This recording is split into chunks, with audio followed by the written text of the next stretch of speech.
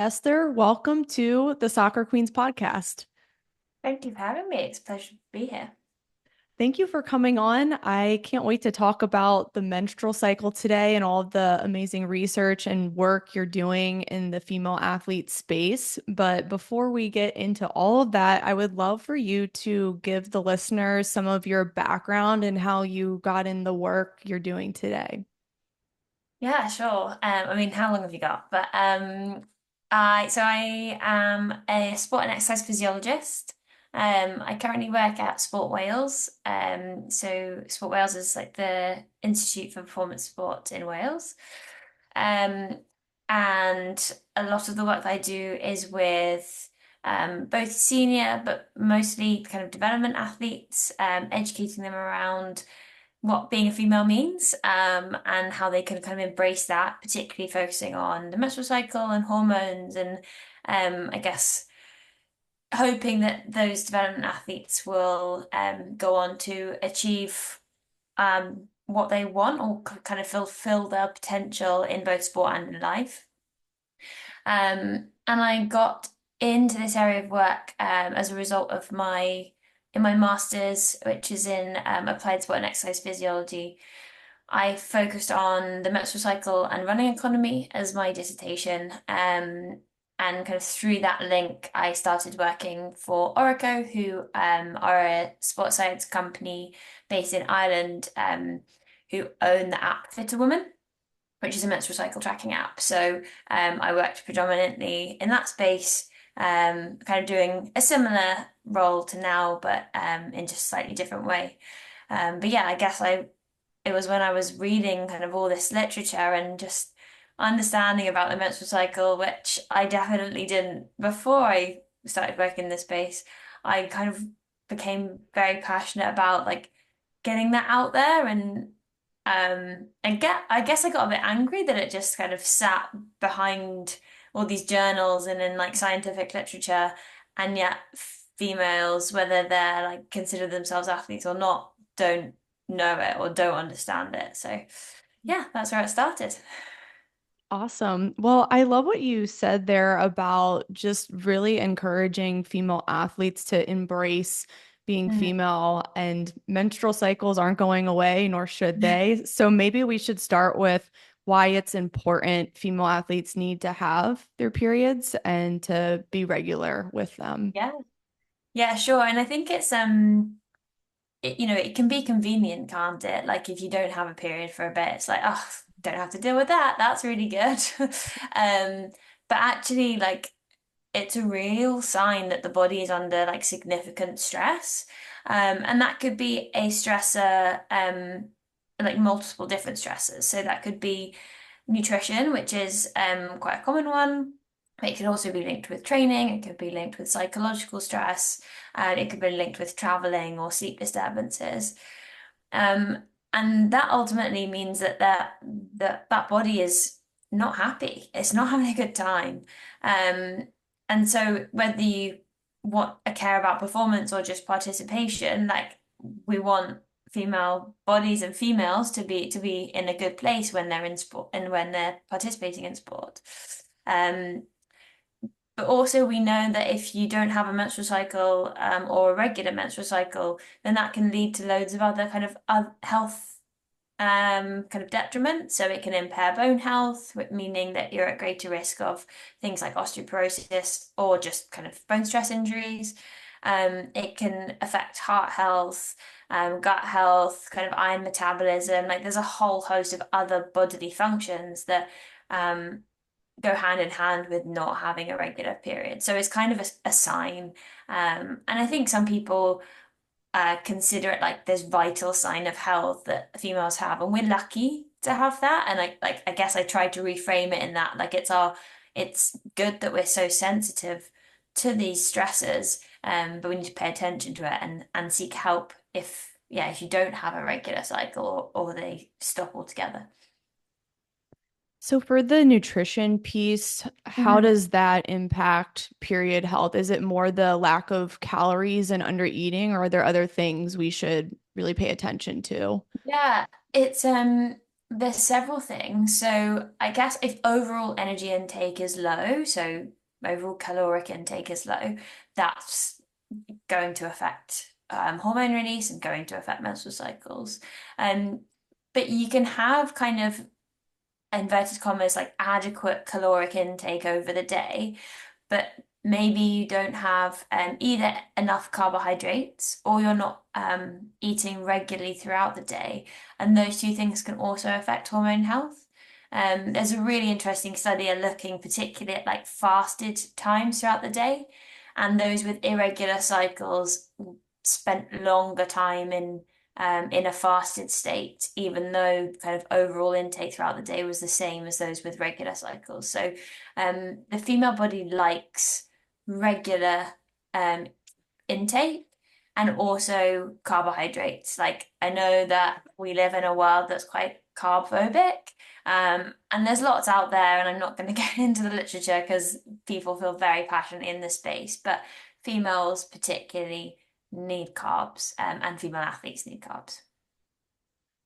I'm glad you brought that up with the fasting, especially because one common nutrition excuse I hear from especially like teenage female Mm. athletes is they forgot to eat breakfast or they didn't have time and they were kind of in a rush in the morning. But that Yeah, meal is so important to set them up for not a caloric deficit the rest of the day. But that's just yeah. such a common one I hear, and it's so sad. I know. And it doesn't have to be intentional, does it? It is that. It's like they just don't know that they should be having breakfast or they've run out of time. And so it's, yeah, I guess lots of work that I do now is looking at those behaviors and how can we change those behaviors so that we're setting those athletes up for success.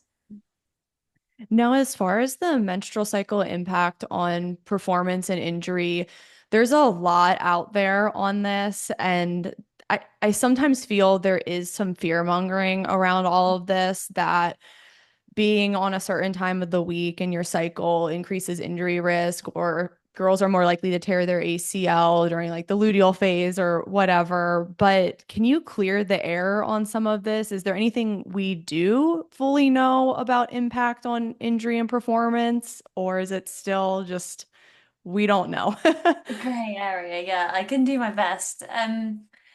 I guess the biggest thing to understand is that the menstrual cycle for everyone is going to be very different. And so everyone is going to be sensitive to those hormonal changes in a different way.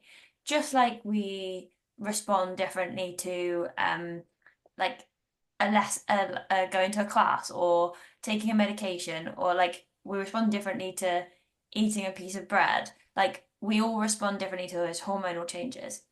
And therefore, some people may experience injury flares at certain times of their cycle, or they might, you know, or there might be an increase in injury risk. But that's not to say that blanket statement, everyone experiences an increase in injury risk. The favorite one that the media like to jump on is around ovulation, and like that link with ACL injuries. And that's just categorically not true. Everyone is not at risk in that time window. Um, and yeah, as you say, like I've worked with athletes who are really scared of training at that time because there is so much kind of press about it.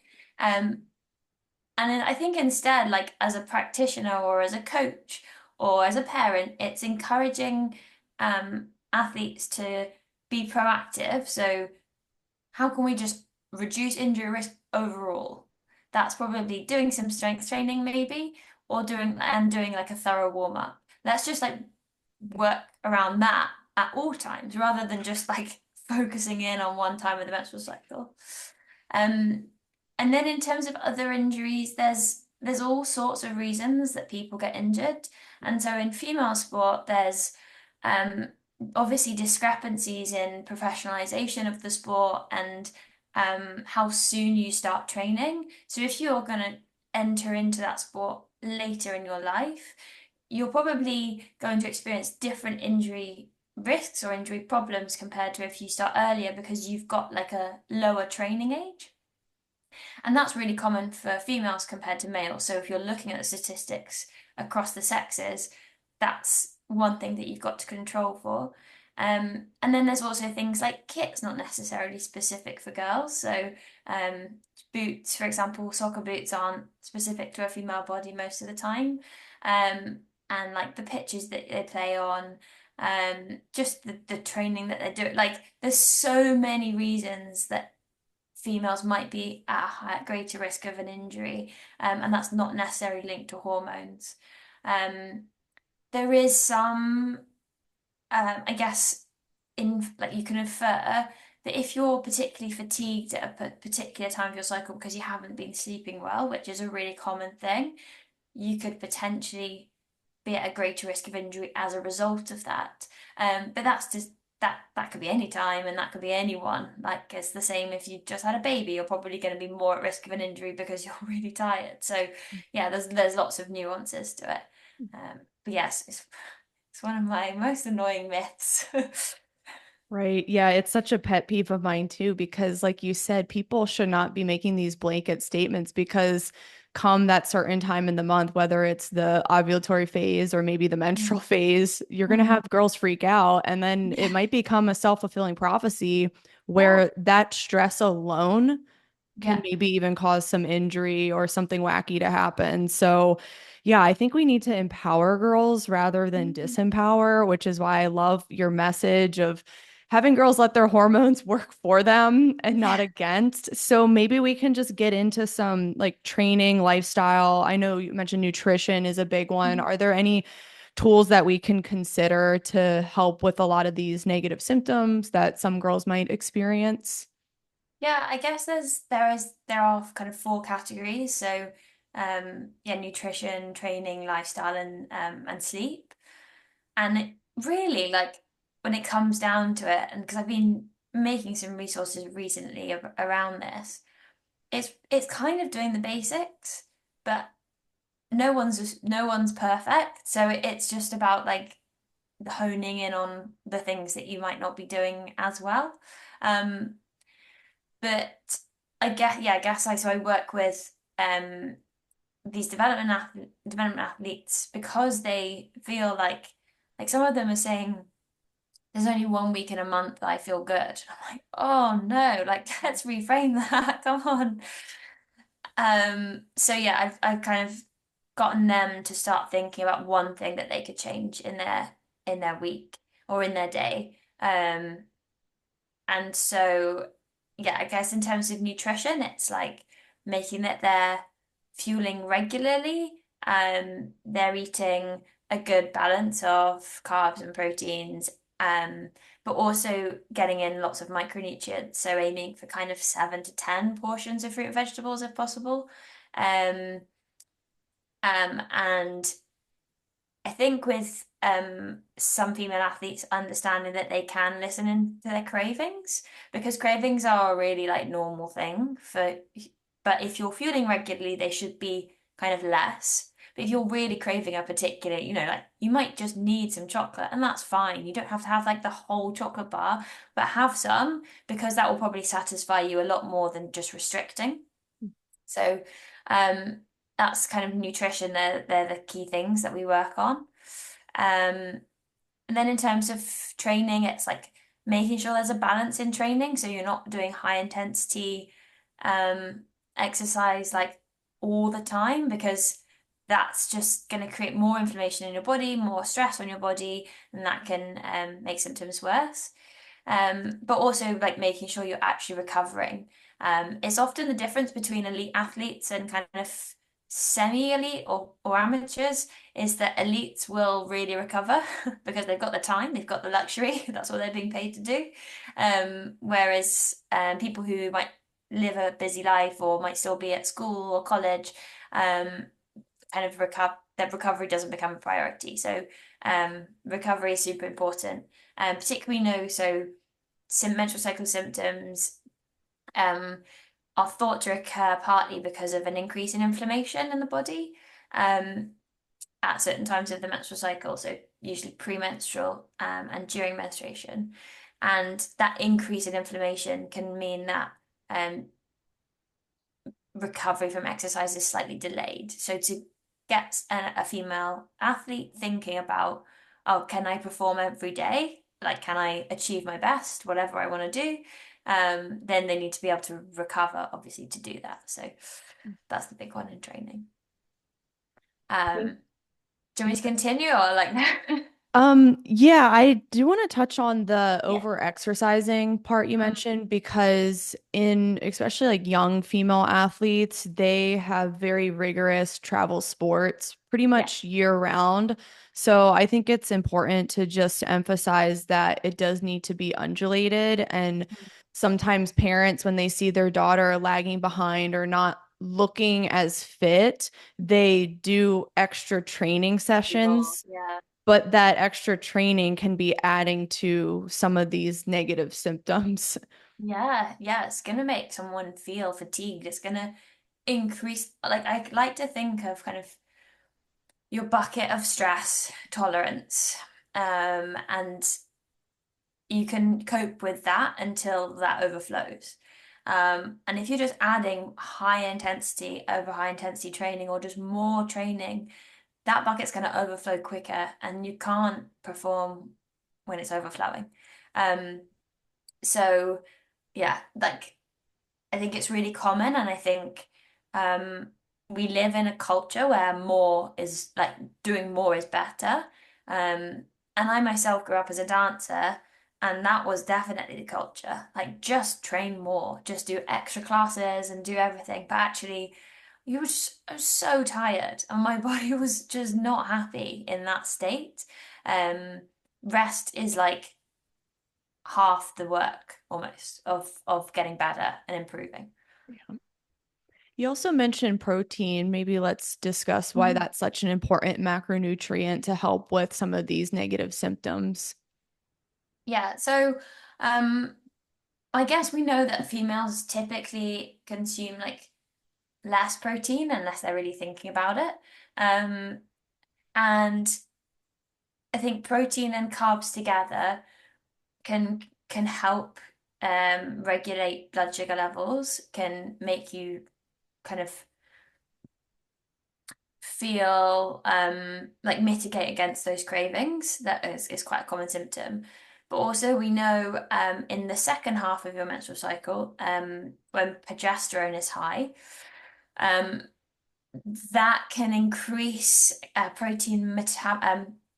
muscle protein catabolism, so the breakdown of muscle protein. It's nothing like to be scared of, because I think when I say that, I'm like, oh, it's not just like your muscles are just breaking down all the time, but it can just increase that rate of breakdown. And so actually having protein before and after training sessions is super important in that phase, because it like keeps it stable almost. Because as you train, you break down muscle protein, and that's normal. But if it's at a faster rate, then you might not get the adaptations that you want to see from that training session. Now, what about painful cramps? This seems to be kind of a universal symptom across many female athletes. How can they reduce those or maybe even get rid of them altogether? Is that possible? Oh, I feel like you need a magic sword for that, Erica. Magic wand even. Um, cramps is a really hard one because it it is really one of the most common symptoms, and actually I'm involved in doing some research at the moment looking at potentially doing a like a randomized control trial for kind of a symptom management strategy for a particular symptom, and that's one that has come up as being the potential one we focus on. Mhm. But cramps is physically that's what your body's doing. So there's this really great video that I make most of the female athletes I work with watch, that's like a it's a human cadaver, so it's a dead body. But this man is like talking through like the ovary and the uterus and what it's doing and why that causes cramps.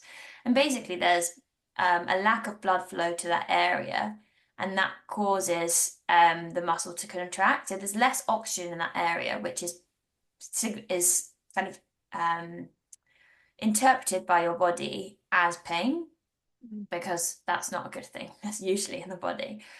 Um, and so you are literally your uterus is literally contracting, and so that's going to have an effect.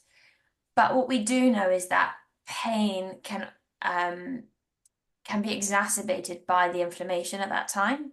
So working on movement is actually really good. So movement increases endorphin release, can help with inflammation, and also kind of some kind of twist. So any like stretches where your torso is kind of twisted, they can help.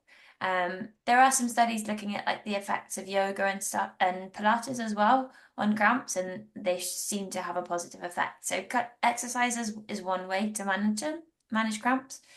Um, and I mean, hot water bottles do really work if you're acutely, but to try to be proactive around it, I'd say like all the things I said before around nutrition, like trying to reduce that inflammation as much as possible. So fruits and vegetables, oily fish, nuts and seeds, recovering from training, um, and de-stressing as well. We know that stress can increase both inflammation and pain perception in the body. So um, if you're overloaded, you're probably more likely to feel that negative effect of cramps.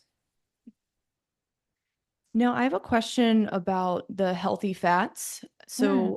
A lot of young girls do fear fats, Mm. and it's just kind of the story they've been told for many years. So, how Yeah. do fats play a role in all of this as a good macronutrient to kind of help with the inflammation? Yeah. So omega 3s, which are a source of fat, I guess, they're a fatty acid. Um, they're really positive in the body. So they're positive for any athlete, but they're also really positive for menstrual cycle symptoms because they work to decrease inflammation levels. Um, and that equates to kind of reducing the severity of symptoms, or that's kind of the theory behind it anyway. Um, and I think, yeah, there is so much fear mongering that goes on around fat. Um, but I guess there are types of fat that you might want to like lean more into. And they would be kind of the oily fish, the nuts and seeds, the like olive oils. I guess it kind of I actually think it helps me to think of it as thinking of omega-3 intake as opposed to fats. Let's call it something different because then we don't even have to like but the word fat has so many connotations to it, and that can be really challenging. So if you can almost think about that that micronutrient, which is the omega-3s, then that can help. I really like that because when you say to a girl, eat more salmon, they're like, okay, sure. Like, Yeah, no exactly. problem. Yeah, Or have your almond butter or whatever. yeah, exactly. No, And they're really tasty as well. yeah, exactly. So, yeah, very nutrient dense and also very satiating as well. So, yeah, definitely don't fear those, everyone. Now, for the younger girls, I do get questions a lot about the start of the menstrual Mm. cycle, going into adolescence. What is kind of a normal, healthy age range to get it? And then what's an age where people should kind of worry a little and maybe get things investigated if they Mm. haven't gotten it yet? Yeah, good question. Um, so typically the average age is 12 at the moment, but that seems to be getting younger. So if you look at kind of long course studies, that average age is getting younger, mostly because as a population, we have more energy available, and that seems to have an effect on kind of you know, um, our reproduction systems. And that's not necessarily a bad thing, but there are people like as young as 8 that start their period then. Um, and that's fine, but it can be quite hard. Like you're rarely educated at that age as to what is going on. And also like maturity and coping with, having period products on you or talking to someone about it if you're struggling, like that's really hard if you're 8 or 9. So there's lots of considerations there. Um, in terms of the other end of the scale, so if you haven't had your period by the age of 16, then that's really when you should seek some help. Um, And to go with that, it's quite common for healthcare practitioners to say, oh, it's fine, you're athletic or you do lots of sport, so don't worry about it, it'll happen. But actually, like, you or a parent need to push back on that because it's not normal and it's not okay. Um, and there will be a reason for it. It might not be that that particular practitioner will help you with that, but you can't, there is help available. So yeah, really like try to push back even though it's hard because doctors hold a lot of kind of power, don't they? Yeah. What would be some of the reasons for a period not happening at age 16? Is Yeah. it genetic or environmental, lifestyle? Like what It could can be be? genetic, but I guess all those things that can cause absent cycles, so training, hours, and underfueling are going to cause some disturbance and can mean that you don't have a period until much later. Um, so yeah, I mean that's why it's hard because in sport historically, it's kind of just been accepted. Oh, you're sporty, it will come. Because if girls are specializing early in a particular sport and training probably maybe more than what their body is ready for, then that can cause the body to be like, no, actually, I don't want to go through this thing called puberty, or I don't have enough energy to go through puberty. And that's really what it's about. Puberty is really energy intensive. So if you don't have that energy and your body is too stressed, then it's not going to start menstruating. Very interesting. You brought early specialization into the discussion because we discuss it all the time on this podcast. A lot of the dangers with starting too early and Oh. having that pressure so young and doing it year round and not really having a break to relax or pursue other hobbies. So I encourage the parents listening to really take this seriously and see that period as a vital sign. And if it's not happening by age 16, really ask some questions and do some investigating. Yeah. And I guess just on that as well, so it's really common for someone to have irregular periods when they've just started. So for the first 2 years or so. Um, but if that doesn't then change and it doesn't settle, then that's another kind of reason to get help. And also, it's really important to get that second opinion or to get that healthcare professional because there are like underlying pathologies outside of just kind of training and nutrition that could cause an absent cycle. And so it's really important to rule those out because that could have severe consequences later in life. Yeah, I think knowing that it will be a little bit irregular for the first two Mhm. years is important to remind everyone. Now, by irregular, do you mean they're going to get it every other month for the first Yeah, 2 years, or what's the cadence that they should expect? it's so individual and like so could be really sporadic. Um, Essentially, the body is just trying to regulate itself, and there's lots of other things going on at that time. So yeah, but it could be every other cycle. It could be, or it could be just be a long cycle, and then suddenly you get a short cycle, and you have a period like 2 weeks later. Like, um, yeah, I wouldn't be too worried if it's a bit like that for for a while.